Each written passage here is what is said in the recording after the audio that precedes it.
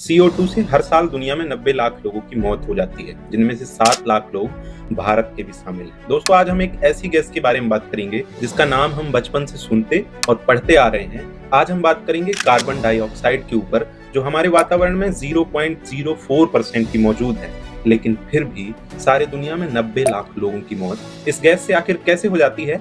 आइए इस वीडियो में जानते हैं और इस आधुनिक दुनिया में वैज्ञानिकों ने इस हानिकारक गैस को कैप्चर करके उसका सदुपयोग करने का तरीका इजाद किया है, उसके बारे में भी जानने की कोशिश करेंगे।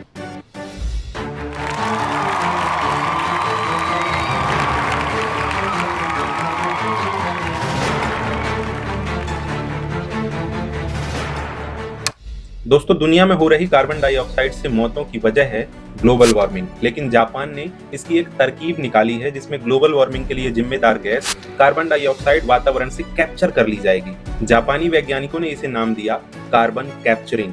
पिछले साल 2022 में लगभग 3400 करोड़ टन कार्बन डाइऑक्साइड दुनिया भर में रिलीज की गई। वहीं इस साल 2023 में आंकड़ा 4200 करोड़ टन के आसपास जाने की संभावना है। इस कार्बन उत्सर्जन के लिए जिम्मेदार टॉप 5 देशों में भारत भी शामिल है, लेकिन जापान ने इससे निपटने का एक तरीका खोज निकाला है। एक जापानी कोल्ड ड्रिंक कंपनी है जिन्होंने अपनी वेंडिंग मशीन में एक ऐसी डिवाइस लगाई है जो हवा से कार्बन डाइऑक्साइड मतलब CO2 को खींचती है और स्टोर कर लेती है, जिसका इस्तेमाल कोल्ड ड्रिंक बनाने वाली कंपनी कोल्ड ड्रिंक को ठंडा रखने और फर्टिलाइजर के रूप में उपयोग करती है। लेकिन सवाल ये है कि हवा से कार्बन डाइऑक्साइड निकालेंगे कैसे? तो दोस्तों, इस डिवाइस में छोटे छोटे पंखे लगे हैं जो आसपास की हवा को कैप्चर करते हैं और फिर इसमें मौजूद जियोलाइट व सिलिका जेल की मदद से कार्बन को अलग कर लिया जाता है। तो शहरों में अलग अलग जगहों पर लगाया जा सकता है, जिससे कार्बन डाइऑक्साइड को वातावरण से कैप्चर करके एक जगह स्टोर किया जा सकता है और फिर इसी हानिकारक कार्बन डाइऑक्साइड का सदुपयोग भी किया जा सकता है। दरअसल बढ़ती ग्लोबल वार्मिंग के चलते अब कार्बन उत्सर्जन कम करने पर पूरी दुनिया जोर दे रही है। इसके लिए कई देश नेट जीरो की तरफ बढ़ रहे हैं। भारत ने भी साल 2070 तक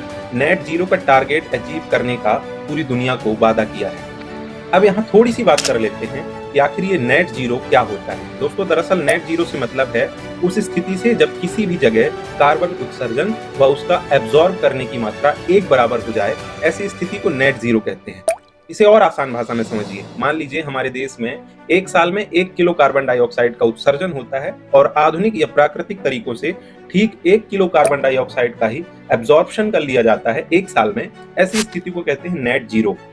जैसे भूटान और नेपाल को देख लीजिए, ये दोनों देश कार्बन नेगेटिव देश माने जाते हैं। वहां जितना कार्बन रिलीज होता है ठीक उतना ही या उससे ज्यादा कार्बन डाइऑक्साइड जंगल या वाटर बॉडीज के द्वारा सोख लिया जाता है। लेकिन हर जगह भूटान जैसे हालात नहीं है, इसलिए कार्बन कैप्चरिंग का तरीका पूरी दुनिया में अपनाया जा रहा है, जिसमें जापान जैसे आधुनिक टेक्नोलॉजी वाले देश सबसे आगे हैं। दोस्तों, ऐसा करके जापान साल 2050 तक नेट जीरो का टारगेट हासिल कर सकता है और जापान की ये टेक्नोलॉजी, जापान का ये तरीका पूरी दुनिया को कार्बन डाइऑक्साइड से बचाने में कारगर हासिल होगा।